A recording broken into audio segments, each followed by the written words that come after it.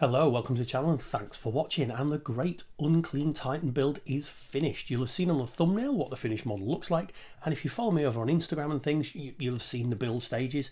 But in this video I'm going to show you what I've done to take it from how it ended at the end of the first video, which basically was the structure was complete, lots of insulation foam or expanding foam kind of forming the body, but I hadn't started on the skin or any of the details, etc. So I'm going to show you what I've done to get it from the stage where it was basically a big lump of expanding foam with a structure inside it and taking it to the complete model. So hopefully you'll enjoy that. If you do enjoy these videos you're going through, obviously like, comment, subscribe, all that kind of YouTubey stuff, and do remember to check me out on Instagram and things. I'm dropping things on there kind of all the time as well.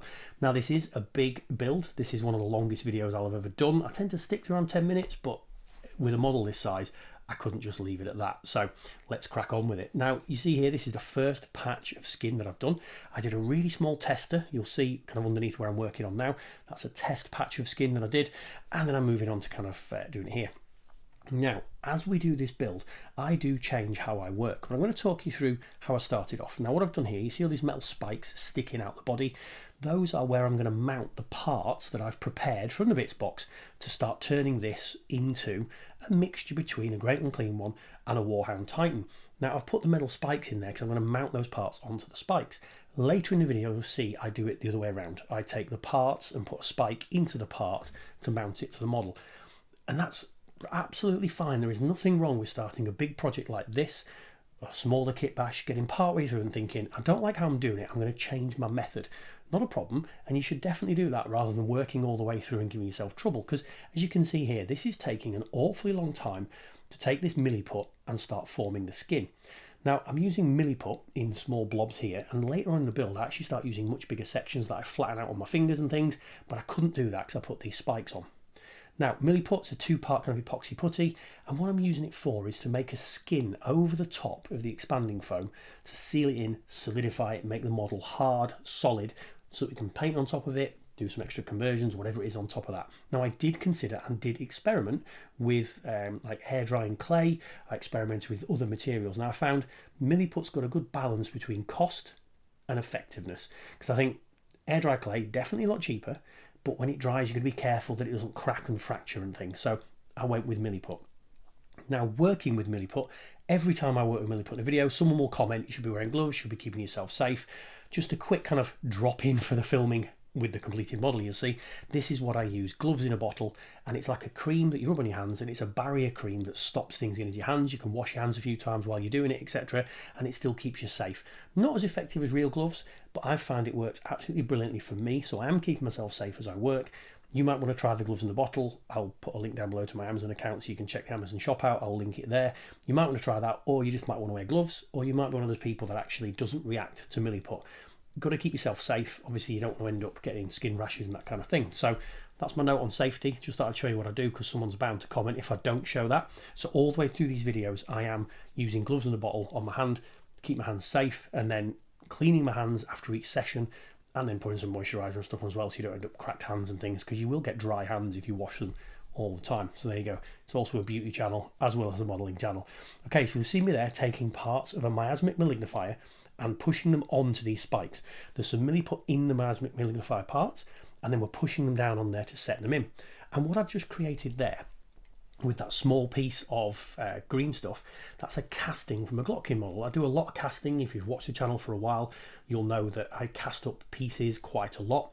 And this is a cast of skin from the Glockkin model, lumpy, bumpy, warty, that kind of stuff. And I'm using it as a small like press mold, so that when this milliput has had 20 minutes or so on the model, I'm then pushing that into the skin, and it gives all these bumps and lumps and interesting bits of texture that hopefully you can now see on the finished model, or at least the finished skin areas. Now what I'm taking is, these are very small balls of milliput and green stuff that whenever I use milliput, green stuff, anything like that, I'll always like do something with the excess that I've got left from a project. And in this case it's doing little circles of milliput, little balls, letting it set, and then we're using these to represent like kind of the warty, nurgly, horribly bits growing out the skin. So using a pair of tweezers and a silicone kind of sculpting tool, and just pushing them into the skin areas before that milliput sets, and that will seal it in solid. Now I do this because on the official Games Workshop models, they do use these kind of warty nodules quite a lot to represent that kind of nurglification of a model. Now this here, I spoke before about small parts of casting, where I've casted bits before, and this again is a casting of a part of a Glockin, I think it was, this one here.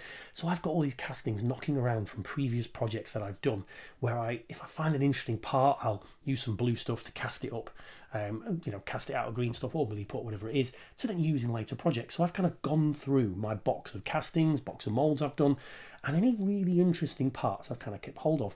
Now I'm integrating it into the model by pushing it into the milliput here, using the sculpting tool to kind of blend it in around the edges and putting a couple of those balls in there to represent it. And this is how I'm going to continue through the model.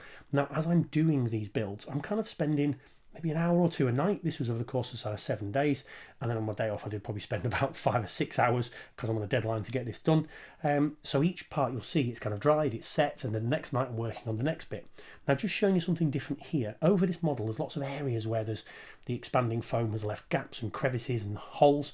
So where that's appropriate, I'm trying to show that in the finished model to represent, well, whatever it is, a tunnel into the Nurgle body.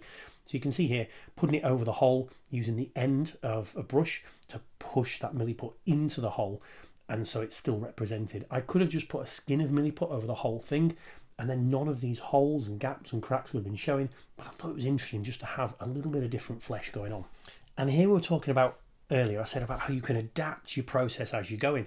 So the first time I put accessory parts on, I put the pins into the model and then put that onto the part. This time around I'm drilling holes into the parts I want to use, using some thin pinning wire, so that then when I'm ready to use those parts, I'm literally pushing the pinning wire through the skin that isn't set yet. So this milliput hasn't set, you wouldn't be able to do it if it had, pushing it through with a blob of milliput on the end into the skin area, so it'll really seal it in. And then the little blob of milliput you can see bursting out the end there, again just use the sculpting tool, smooth it out, cut it along. So that was another second night's progress. We've taken again parts from a Masmic nurglifier, using a lot of those to do the kind of shoulder with all those spikes and chaos horn bits. Now the next part I moved on to was kind of the top part of the body, and I took lots of parts from the Great Unclean one, because I've done multiple Great Unclean ones but with different weapons. So this is Rotigus's staff, and I took, I think it was 3 or 4 of Rotigus's staff, cut them down to almost make like a Nurgle foresty type thing of those woody areas to go onto the top of the model. Now you'll also see there's a banner. Now that banner I converted from, I think it was Great Unclean one parts, and the banner, I'm really not sure where that came from, but I made this for another kit bash a year or so ago, I think it was, maybe not that long ago, and didn't use it. But it stayed in the bits box, and it's like, right, I'm now going to use this for this, and it fits in really nicely with all these tree parts. So same method, I've done the top of the skin there. So again, the skin's been rolled out. I've then used the textured presser to press in the texture and all lumps and bumps across the model. And then before putting on the nodules and the balls, I'm then pushing in, like you can see here, the banner, and then I take the parts of the Rotigus's staff that I'm doing here, and I probably put 10 or 12 little bits of wood across the model. Now, and again, then moving on. Now, what I did at this part, I thought, I've not used any skulls. Now, if you watched the video last week I did an update on this build and talked about how I bought another one of the skulls box sets. And that was because I wanted to start pressing skulls into the surface of the skin as well. Because on, again, a lot of the Nurgle models, and I'm basing this on what Games Workshop do normally, they've got skulls and things pressed into the iconography and the symbols of the flesh of Great Unclean ones, the Glockins, various other things, and I wanted to replicate that. So I've for a lot of these I've cut the back of the skull off so that it's not quite as protruding into the skin, and then all I'm doing again, taking a pair of tweezers, dropping the skull onto the model and then pushing it into the milliput flesh, and using the end of this sculpting tool to kind of blend it in and around. One thing I do, and I can't remember if I've actually shown this on the video, is I will put little dots as well using the end of this sculpting tool, like 3 little dots in a little area, to again just show a little bit of nurglification. So that's how I'm kind of doing the skin. So the left arm, I've covered the whole thing in the skin. The sort of screaming face you can see there is again a casting from a Warlord Titan, Warhound Titan, not a Warlord, never done a Warlord, maybe one day, from a Warhound Titan that I did in a child a while ago. I thought it was nice to be embedded into the shoulder, and I'm taking parts that sort of reflect what's going on in the area I'm working. So I've taken the part that got some cables and things, because it looks a bit like the laser destroyer. Now in that arm there was lots of bends and folds underneath, so I've taken again Great Unclean one parts, that's where most of these are from, and pushed it into that arm there, so we've got some things hanging down to look like burning sensors. Now this piece This is from a Reaver Titan. Again, this is a casting of these symbols that you get to turn a normal Reaver Titan into a Chaos Reaver Titan and Chaosify them up. And again, a casting made out of green stuff that I've taken for that. That was working out where it was going to go. So I don't know exactly where things are going when I'm doing these builds. So looked around and here we go. Now on the Nurgle models, can't remember what they're called now, escapes me, but it was a really cool model where his belly has got lots and lots of little gnashing mouths all over him. So I wanted again to replicate that. So I'm cutting a couple of little holes, as you see there, into the top belly of the model to give a bit of space behind the mouth, so that when it goes in, there's actually a kind of what looks like a throat in there. Then again, when I get to the point of I've done all the flesh across all the belly with the milliput, I'm pushing these mouths and things over these holes that we've created. Now in this case, I wasn't quite happy with how the margins of the kind of milliput, after I'd pushed the mouth in, wasn't quite happy with how the margins sort of looked. So taking a little bit of that milliput that I've still got left knocking around, and then again merging it into the skin and into the mouth. And that'll also help it seal it in quite well. You'll notice I'm not using any kind of glue or anything like that at the moment. Every part that I'm putting onto this model is being held in place by the milliput stickiness itself. So no glue so far. I don't think I use any glue actually while I'm doing this, until we get to the part where I start putting the Nurglings on and gluing them onto the basically finished model. Now, I couldn't help but use this part. If you've watched the channel for a while, you know I did a Dreadnought kit bash where I turned it into a Hellbrute and I gave it a spiky butthole. Couldn't resist doing the same thing. On that Dreadnought build, I did use the official part, and again it's from a Glotkin, this one here. So I did use the official part, but I took a mould of it. So again, I've cast up using green stuff a little spiky Nurgle butthole because I couldn't resist it, because everyone found that quite funny when I did it on that model. And again, I've not really done an anatomically correct backside that you would do on a Great Unclean one, as you've seen, but I've gone close enough and then I've slid that in there. Now, I talked about how this kind of build is a culmination of a number of experiments over the years. Now, these legs are part of one of those experiments. Originally, when I was thinking about doing a Great Unclean one, kind of turn it into a Titan, I actually bought a baby doll, just made out of soft plastic, and I posed it, I cut the legs, you can see here, I bent it over, various other things, and I was trying to make that turn into the Titan. I filled it with expanding foam, and it just did not work. Now, I didn't actually throw that away. Quite glad I didn't, because when I got to this part where I'm thinking, how am I going to do the feet of this model? My sculpting skills are not good enough to do that. Remembered the baby doll, dug it out and thought, brilliant, this will get me to do the feet really well. So cutting the feet down, again, you saw a little bit of trimming around the bottom there, at the bottom of the leg, to get the foot to fit in. And then when I'm happy with it, I stuffed the foot full of milliput, put a bit of milliput underneath it, and then just sealed it to the leg of the Titan. So again, if you have a failed experiment with something, which I didn't show it on the channel because it was kind of a background experiment, and you know, as much as I could have shown that, it would have been 18 months ago and then probably wouldn't have made any more sense to anybody, and I then spent a lot of time thinking about how I'm going to make the model work. But don't throw things away. If you have a failed experiment like I did with this, the baby doll that I used, if you have those failed experiments, you're always going to learn something, you know, and actually you never know, those parts might be useful at a later date. Now, thankfully, the expanding foam didn't stick very well, and that's kind of why it failed. Didn't stick very well to the baby doll parts, but milliput sticks brilliantly well to it. So these parts were rescuable, and I could use them in this build, which saved me no end of trouble, because there's no way I'd be able to sculpt feet and things detailed enough. I don't have a 3D printer, kind of a whole separate hobby really, that one there, but that would have been an answer. And if you watched Midwinter Minis, brilliant channel, he's doing a warlord sized Great Unclean one. They ended up 3D printing their own hands to hold weapons and those kind of things. That isn't an option I've got, so this was a great result. Now, I'd also kept the baby's head, and it's a little bit grim really. I'm cutting out an eyeball from a baby doll to use in this build, but that is what I'm doing. So I'm cutting the eyeball out to use here. And again, experimentation, the head, I finished this build and I'm not 100% happy with how the head's turned out. However, you can see here what I was doing. A couple of spikes either side of the head, a spike going on the forehead. I cut down the baby doll's ears to go on either side, and obviously the eyeball. And then I left it. I was going to do the head at that part of the build, and I was like, no, this is not the time to do the head. I think this is going to be the hardest part of the build, or the hardest bit to get right. So I left it and moved on. And I did the flamer arm. Flamer arm, again, fairly simple. You're just going to get repetitive me saying this, but taking parts from a miasmic malignifier in this case, and look, all the parts, the vast majority of the parts in this build come from either a miasmic malignifier, Great Unclean One spare parts, or just some random Death Guard bits I've got knocking around. So I didn't go and buy those sets specifically for this. These are sets that I've had already, spare parts from the Great Unclean Ones, and the miasmic malignifiers. A couple of years ago I did a build where I wanted the chimneys to represent gun barrels in another vehicle, and I've had the rest of that miasmic malignifier knocking around doing nothing. So I've pulled these spare parts out of here, so it is all spare parts.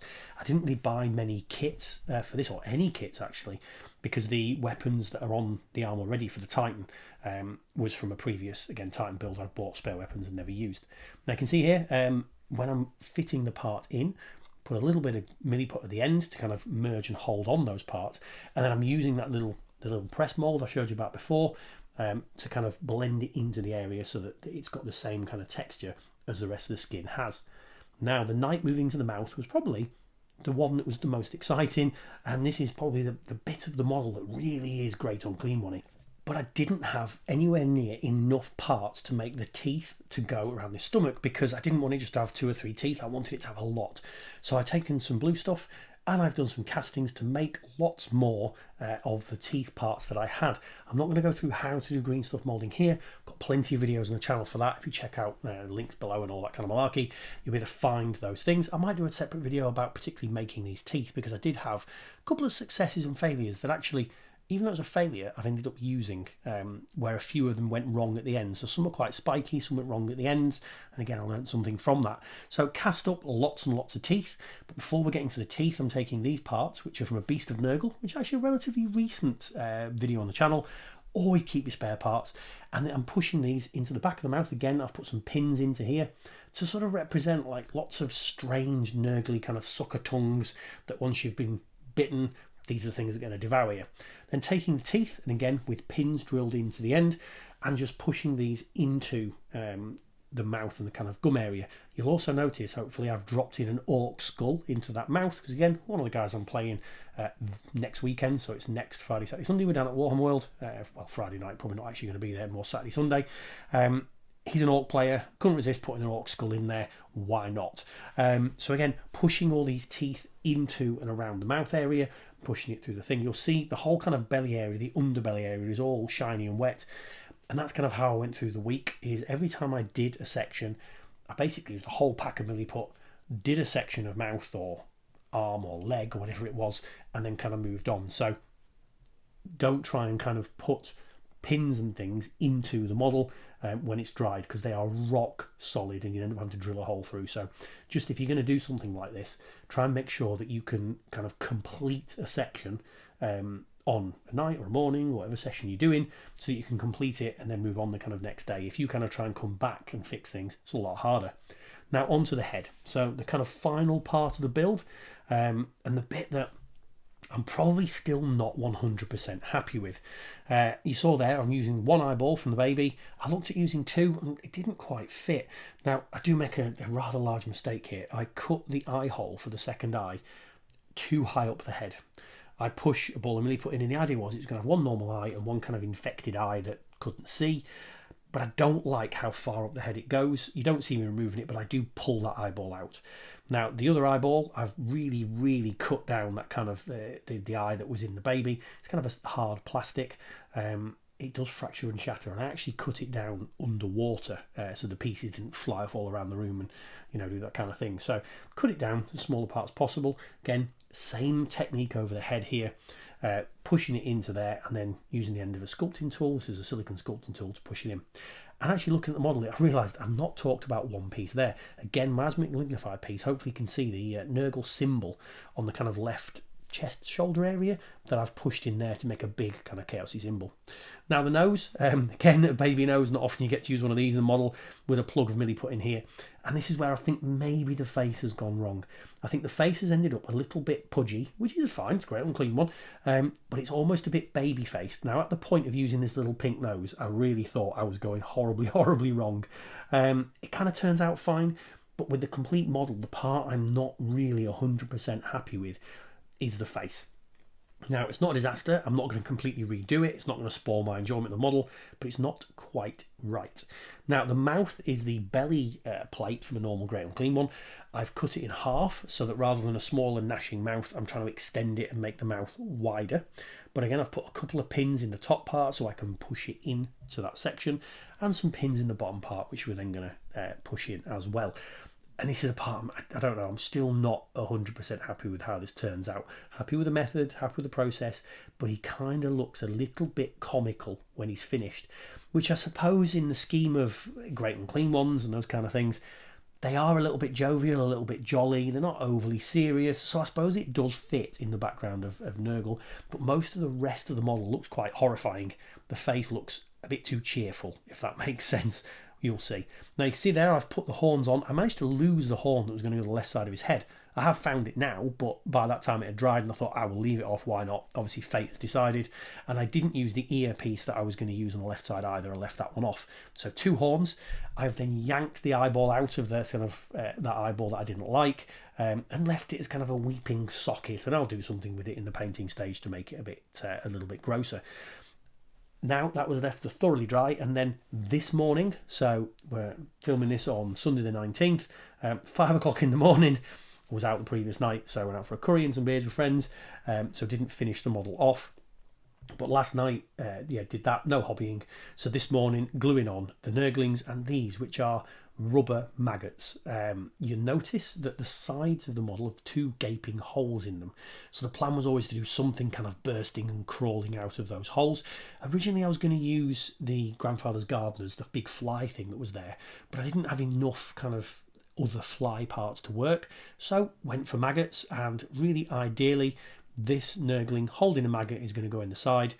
Again, I talked about how the model is mostly finished. It mostly is, but I want to cast or make up or just do some sculpting of some smaller maggots, more like the size that Nurgling's holding.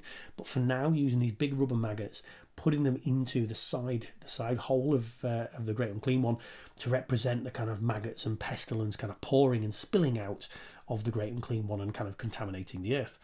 So that has been done, and this is the finished model pre-undercoating. See the parts I'm hanging on the spikes there, so some nice little dangly bits.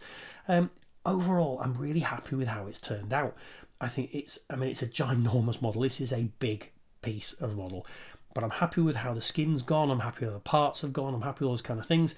A couple of things I've changed, probably the pose of the right flamer arm. I think the pose is not quite right on certain shots, but I'm happy with how all these things have been embedded in. I'm happy with the fuel tank on the back that I haven't really spoken about actually. I spoke about it on the first video, putting that as a fuel tank. I haven't really mentioned it in this video. Happy with the parts I've put in. I really like how I've done this, but the face I'm not 100% with. Maybe I can get 100% happy with it in the painting stage, and I'd probably change the arm pose with a flamer. Now, undercoated it ready for next time, so I sprayed it black, and I sprayed it with a Wraithbone spray to give it a little bit of zenithal, because this is going to be a speed paint build. It's going to have to be a speed paint because I've got to get this done for next weekend. So I hope you liked that. I hope you stuck with the ramble. If you did, like, comment, subscribe, and I'll see you on another video.